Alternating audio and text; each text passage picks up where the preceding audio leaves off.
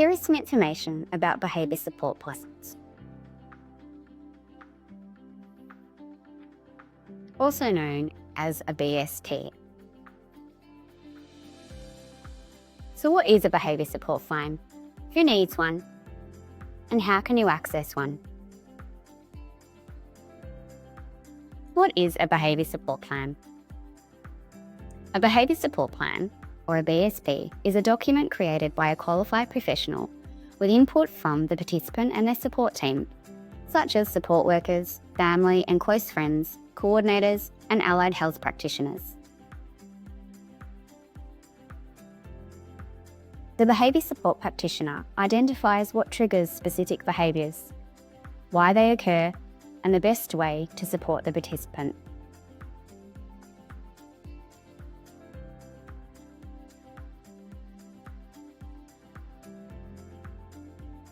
By understanding why behaviours occur, we can support a participant to develop new skills and hopefully stop displaying the behaviour of concern. Who needs a Behaviour Support Plan?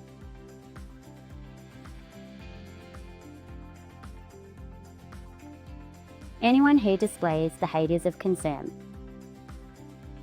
Who has a restrictive practice in place, and where a service provider is supporting the participant.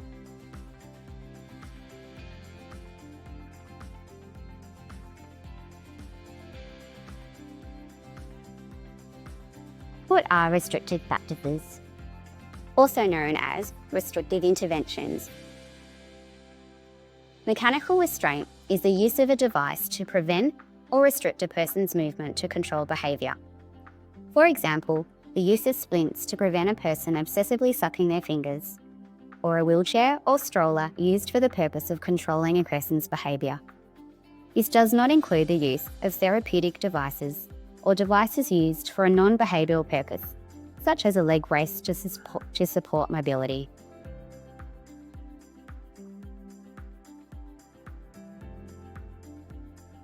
Chemical restraint is the use of medication or chemical substances to influence or control a person's behaviour.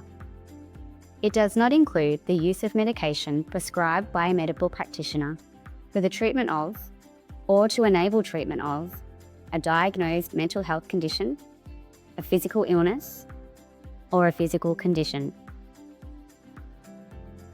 Physical restraint is physical force to prevent, restrict, or subdue movement of a person's body or part of their body for the primary purpose of influencing their behaviour.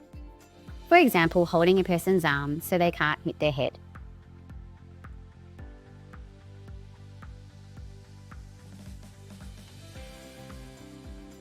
Environmental restraint is restricting a person's free access to all parts of their environment, including items or activities.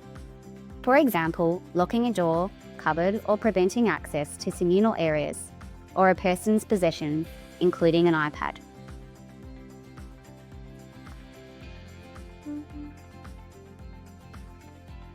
Seclusion is the confinement of a person with a disability in a room or a physical space.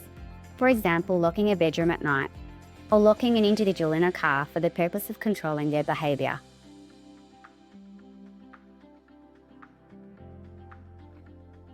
You might be surprised what day-to-day support strategies could be considered a restrictive practice. Here are some examples.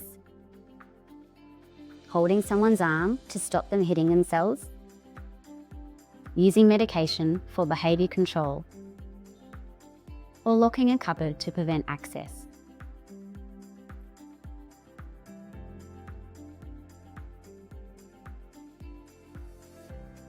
How can you get a behaviour support plan?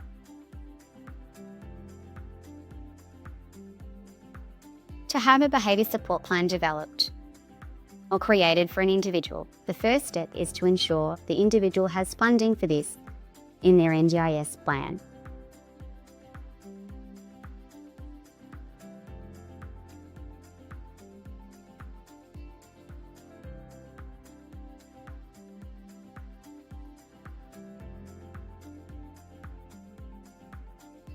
Then simply get in touch with Interchange Outer East or another provider who offers this service. If behaviour support funding is not yet available in the plan, we can provide a quote and help you apply for a review or provide advice for your next plan meeting.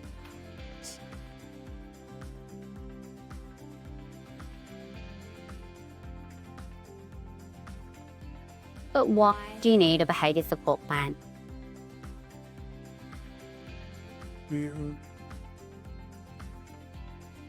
Behaviour support plans ensure positive behaviour support, consistent practices.